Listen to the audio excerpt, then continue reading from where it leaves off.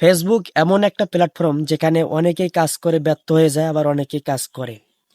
দেখুন, ফেসবুক এমন একটা প্ল্যাটফর্ম যেখানে অনেকজনে ব্যর্থ হয়ে যায়। কেন?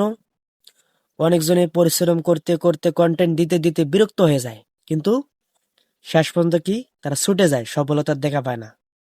অবশ্যই আপনাকে পরিশ্রম করতে হবে, নিয়মিত ভিডিও আপলোড দিতে হবে, ফেসবুকের গাইডলাইন মেনে কাজ করতে হবে, তাহলে ইনশাআল্লাহ দেখবেন আপনি একদিন সফল হতে পারবেন।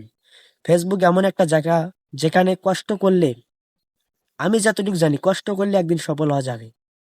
আপনাদের কাছে আমি বারবার বলি যে আপনারা ফেসবুকে ব্যাকগ্রাউন্ড মিউজিক ব্যবহার করবেন না।